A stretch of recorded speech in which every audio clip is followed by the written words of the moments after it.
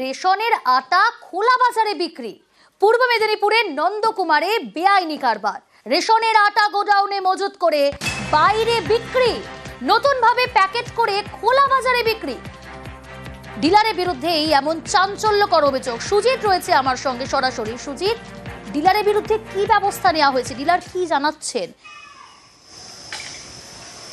দেখো, ডিলার সাফাই দিচ্ছে প্রিয়াঙ্কা, কিন্তু সাফাই দিলে কি হবে? তিনি বলছেন গোডাউন তিনি ভাড়া দিয়েছেন, কারা কি করছে জানি না।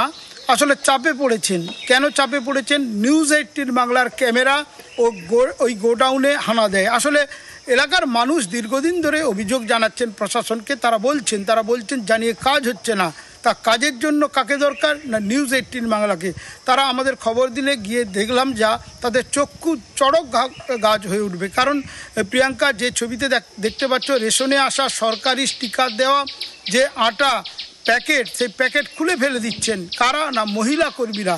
তাদের নির্দেশ যেমন দেওয়া হয়েছে। এক রেশন ডিলারের বিরুদ্ধে মারাত্মক এই অভিযোগ।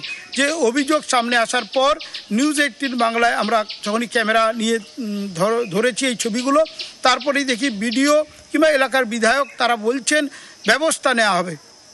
কিন্তু ব্যবস্থা যদি এখন নেওয়ার কথা বলা হয় বা পদক্ষেপ নিয়ে তদন্ত করা হবে, কিন্তু এতদিন যার বিরুদ্ধে অভিযোগ সেই ডিলারের কি সাফাই একবার দর্শকদের শোনাই। ভাড়ায় দিয়েছি, দিয়েছি ভাড়ায় তুলে মোটামুটি ওই যখন ভাড়াটিয়া দিয়েছি, ভাড়াটিয়া দেখে শুনলেন কি সাফাই, অর্থাৎ গোডাউন ভাড়া দিয়েছেন বলছেন অভিযুক্ত ওই ডিলার। আমি আবারও কথা বলবো, সুজিত রয়েছে আমার সঙ্গে। সুজিত, ডিলারের সাফাই তো আমরা দর্শকদের শোনালাম, কিন্তু প্রশাসনের তরফ থেকে কি ব্যবস্থা নেওয়া হচ্ছে ডিলারের বিরুদ্ধে? প্রশাসন চাপে পড়েছে। ব্লক প্রশাসন, বিডিও স্বয়ং নিজে বলছেন যে তারাও খবর পেয়েছেন, তারা অভিযোগ পেয়েছেন, তারা পদক্ষেপ নেবেন। কিন্তু এতদিন নেওয়া কেন হয়নি প্রিয়াঙ্কা? যে কথা আগেই বলছিলাম, এলাকার মানুষ প্রশ্ন তুলছেন। কেন প্রশ্ন তুলবেন না? নন্দকুমার, রানীসাগর এই এলাকার মধ্যে গোডাউন, সেই গোডাউনে দেখো অবাধে চলছে সরকারি স্টিকার লাগানো রেশনে আসা আটার প্যাকেট কেটে ফেলে দেওয়া হচ্ছে। কেন না? এই স্টিকার থাকলে খোলা বাজারে বিক্রি করা যায় না, কারণ খোলা বাজারে বিক্রি করলে সরাসরি ধরা পড়বেন।